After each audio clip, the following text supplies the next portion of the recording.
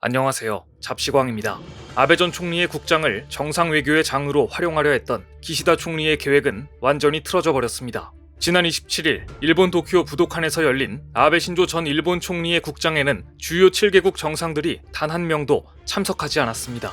정상급 인물이 참석한 국가는 인도 모디 총리와 베트남 응우엔 수원푹 국가주석이 전부였습니다. 당초 G7 정상 가운데 유일하게 트리도 캐나다 총리가 참석 의사를 밝혀 그나마 캐나다 총리와 사진이라도 한 장 찍을 수 있을 줄 알았는데 이마저도 막판에 캐나다에서 허리케인 피오나에 대비해야 한다는 이유로 국장 참석을 취소해버려 물거품이 되고 말았습니다.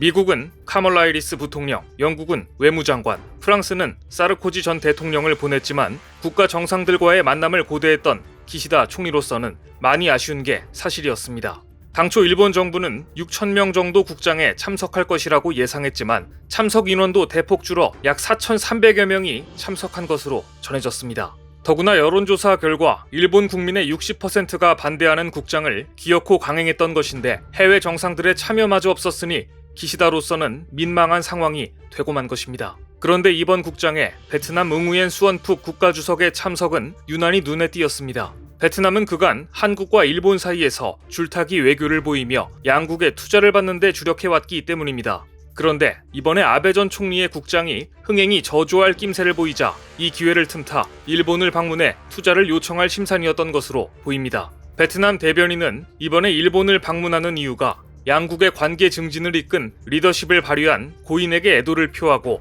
전략적 파트너 관계를 재차 확인하기 위한 것이라고 설명했는데 장례식장까지 와서 투자 이야기를 하는 대단한 의욕을 보인 것입니다. 그런데 하필 베트남 주석이 일본을 방문한 시기에 베트남에서 일본과 관련된 최악의 사건이 터지고 말았습니다.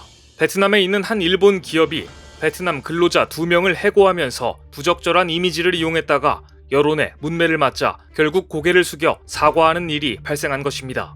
사건은 지난달 23일 베트남 북부 하이퐁에 있는 일본 제조업체에서 일하던 베트남 근로자 2명이 일본인 이사에게 사직서를 제출하는 과정에서 발생했습니다. 일본인 이사는 당일 바로 사직서를 승인한 후 사내 게시판에 2명의 직원을 내보낸다는 내용의 글을 올렸습니다. 그런데 함께 올린 이미지가 베트남인들의 반일 감정을 폭발시켰습니다. 베트남 근로자의 사직에 대한 내용을 공지하면서 사람의 목을 자르려는 듯 커다란 가위를 목에 바싹 들이댄 이미지를 사내 게시판에 게시한 것입니다. 아울러 이런 글도 함께 올렸습니다.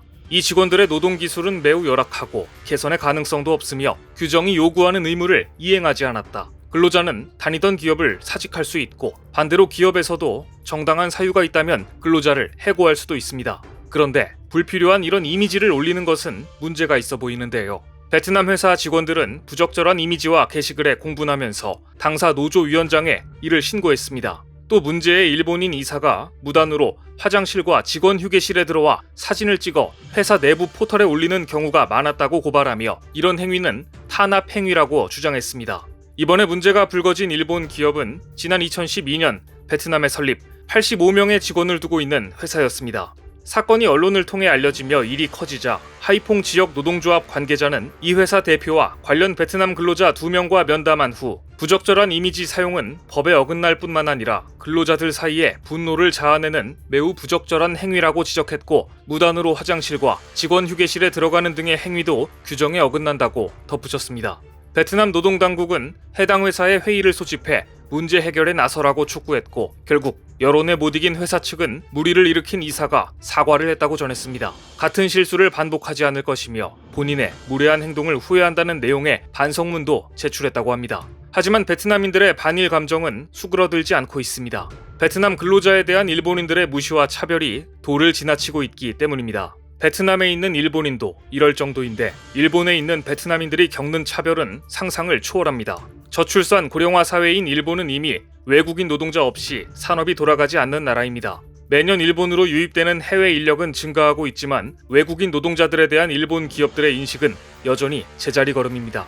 외국인을 위한 미디어 사업을 전개하고 있는 욜로 재팬이 일본에서 취업 비자를 가진 외국인 200명을 대상으로 설문조사를 진행했는데 외국인이 일본에서 일자리를 찾을 때 장애 요인이 무엇인가 라고 묻자 68.8%가 일본인과 거의 동급의 일본어 실력을 요구받는다를 꼽았습니다. 이어서 외국인이 근무 가능한 회사가 적다도 51.8%나 됐습니다.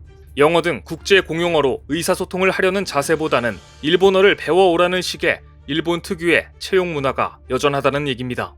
설문에 응한 30대 필리핀 남성은 외국인을 중개해주는 회사를 통해서 기업에 지원하였음에도 일본어가 그다지 능숙하지 않다는 점을 알자마자 채용을 취소당한 적이 있다고 답했고, 또 다른 필리핀 국적의 여성은 일부 기업이 지원 조건을 영어권 국적자로 한정한 점을 문제로 거론하며 영어를 사용할 수 있는 아시아인들이 많음에도 차별을 받는 느낌이다 라고 답하기도 했습니다. 한편 일본에서 근무하고 있는 외국인들 가운데 가장 큰 불만은 복리후생과 임금 격차였습니다. 어학원에 근무하는 20대 아일랜드 여성은 보험이나 연금 등의 지원이 없어서 저축조차 쉽지 않다고 불만을 토로했습니다. 또 일본어 이외에는 대화가 가능한 직원이 없는 점도 주된 불만 사항으로 꼽혔습니다.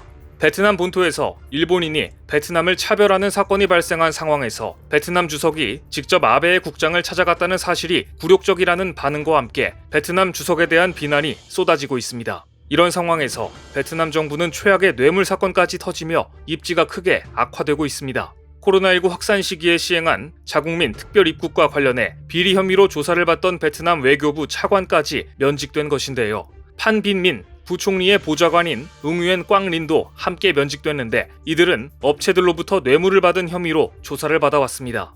문제의 발단은 2020년 3월부터 코로나19 확산으로 인해 입국이 전면 차단되자 특별 입국을 시행한 데서 시작됐습니다.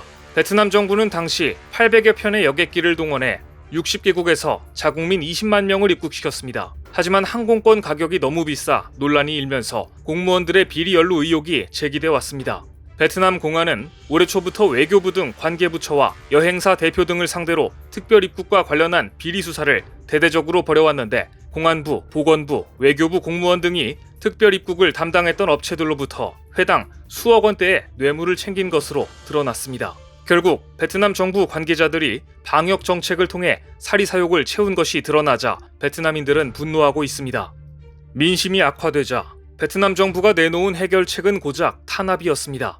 로이터 통신은 베트남 정부가 앞으로 자국 내 뉴스에 대한 통제를 강화하면서 소셜미디어를 규제하는 법안을 마련 중이라고 보도했습니다. 페이스북 같은 SNS를 통제할 수 있는 법적 근거를 마련 중이라는 이야기인데요. 최근 베트남 청년층들은 누구나 정보를 SNS에서 주로 접하고 있습니다. 베트남의 지난해 페이스북 사용자는 최소 6천만 명에 달합니다. 이렇게 SNS로 뉴스가 빠르게 전달되고 그 중에는 정부의 비판적인 뉴스도 많아지자 베트남 당국이 SNS 뉴스를 단속하겠다고 나섰고, 외신들은 이것이 중국식 언론 통제와 유사하다고 비판하고 있습니다. 베트남 인권단체들 역시 표현의 자유가 위축될 수 있다며 우려하고 있습니다. 비영리단체인 프리덤하우스가 발표한 지난해 인터넷 자유도 지수에서 베트남은 이미 100점 만점 중 22점을 기록해 자유결핍 국가로 분류됐고, 이것은 러시아나 사우디아라비아보다 낮은 수준이기 때문입니다.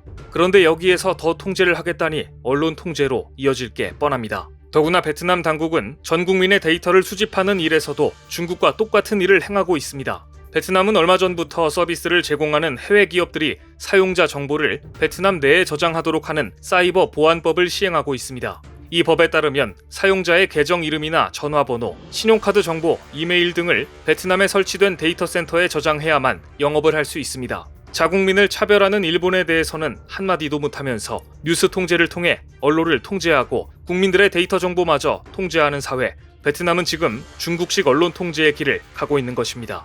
오늘 준비한 소식은 여기까지입니다. 댓글을 통한 여러분들의 많은 의견 기다리겠습니다. 시청해주셔서 감사합니다.